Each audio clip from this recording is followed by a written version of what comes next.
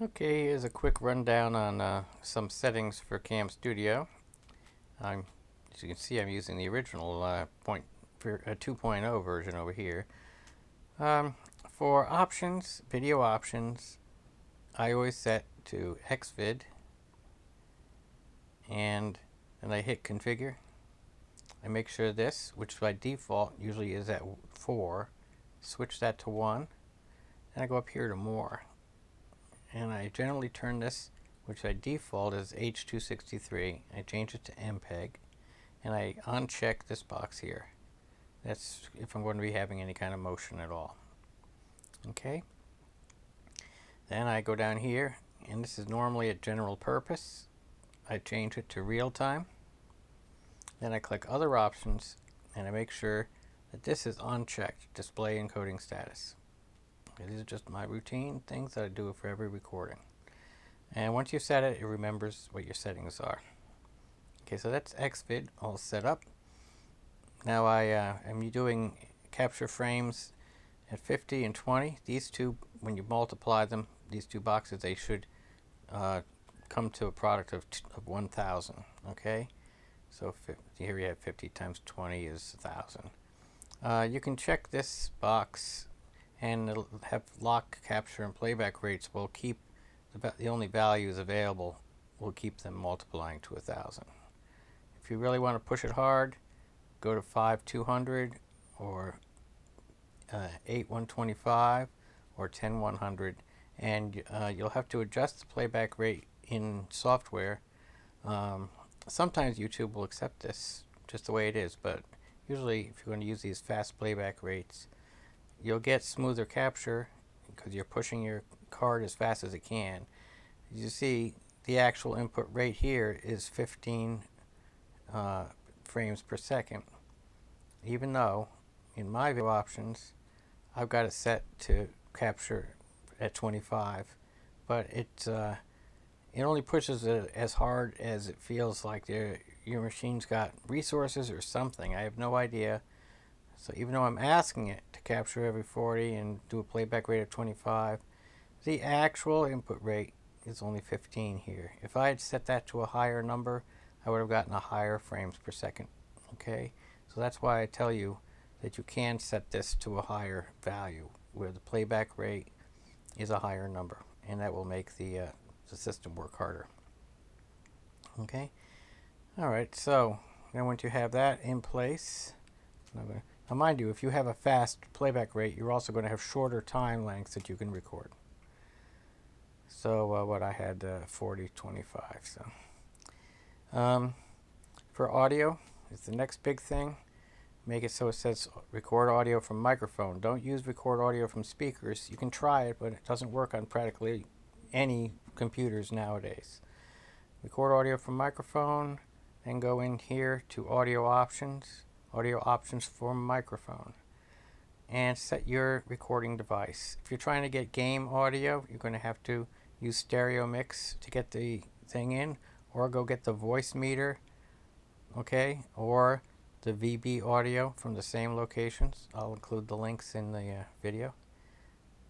And so that's if you want game audio. The voice meter thing is nice because it lets you mix your microphone in with the game audio, and so that's nice, and it gets around the listen to trick that I show in one of my other videos.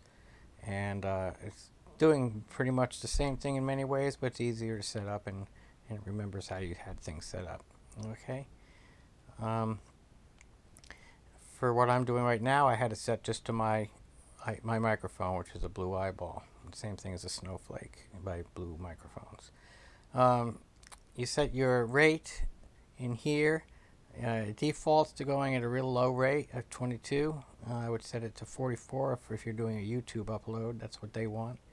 They want 44.1 stereo 16-bit.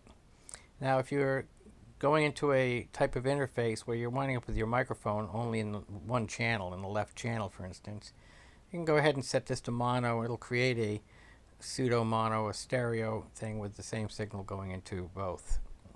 And then you'll see that reflected down here. Always use the PCM compression format for this. These others don't work so great. but 80 PCM does work pretty well. Here we go. So, I usually take interleave off. Last thing to consider is the region. Use fixed region. Set it to the region you want. I recommend most people's computers are not powerful enough to do 1080p, but most are capable of doing 1280 by 720, which is 720p. And that looks great on all machines. And you can have a fixed top left corner, like I did over on this one. I fixed it to 520 by 355 in order to get so I could get down into see some of the tray. As you can see, I could have set this number higher.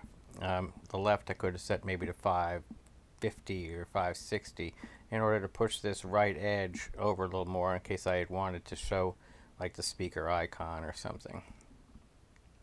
But that's how you use that. If you're going to set this number using the select button, make sure this is on checked before you push select. Okay, the way select works is you have this on checked, push select, you drag out your region. I'll drag out a region. Here we go, and it puts in the numbers. Then go in and adjust this so that it says 1280 by 720, and you see your area that you picked is up in here. And now you check that, and now it'll actually use the setting that you dragged out with the top and left. Okay, so let's try that again and see what it would have been if I had instead made my left be over there. Let's see. No, that wouldn't be it. Let's try it this way. Select again. I'm going to select from a little off to the right. And try to approximate what a 1270 should look like. Okay, so it's saying my left would have been about 680 actually, if I wanted to include the tray bar and the clock. Anyway, just remember to check that once you're done, and then when you start a video, it'll automatically show the little flashing cursors. Now, if you don't want to see the flashing cursor, then go into program options here and say hide flashing cursor. You have to check that in order to make it go away. Alright, I don't recommend minimizing. That minimizes it to the taskbar, down to the tray, not to the taskbar. The thing that's in your taskbar, like you see this one right here, you see that's flashing in these later versions. Okay, and I didn't minimize this for this one. If I had minimized it, you wouldn't see this up here because it would be in the tray bar next to the clock. You would see the flashing, and a lot of people make the mistake of closing the flashing, clicking the X, and that breaks CamStudio pretty bad. You have to go into the tray and right click and exit or stop from there. I usually double click it to make it come back up so it's visible again, and I push stop. Alright, so you got region and the main options, program options. There's some record to flash options if you decide to use them. This little sun shaped thing changes. See, now it's record to flash or SWIFT. Okay. Record to MP4. It's still broken at the moment. It'll work pretty soon. It makes it AVI and then tries to do a conversion to FFmpeg. But you may as well just do the conversion to FFmpeg manually using any program you have available. And I would keep it record to AVI at this point, no matter what you're doing, okay? Because there's better flash converters and there's better MPEG-4 converters at the moment. But if you want the convenience for the flash, it'll make a flash file for you. If you're going to do the flash, I recommend that you do not have this checked. See where it says delete the intermediate AVI upon completion? Get rid of that. Uncheck it. Don't have it checked, because in case it crashes and doesn't make the SWIFT file, you want to have that AVI file so you can do a manual conversion. If it worked fine, sure, then go in and manually delete the file. But you don't have a backup if you have that checked. And future versions, that won't be checked by default. Okay? And you can display the conversion options before generating the Swift. And that's a good idea to do because it gives you some more control over what's going to happen next. Okay, so I hope that's enough to get you going. I'm not going to cover all these other things, the tools and effects in this video. I'm trying to keep it short because a lot of people complain my others are all too long. Okay, so that's all for today, and make some videos. Thanks.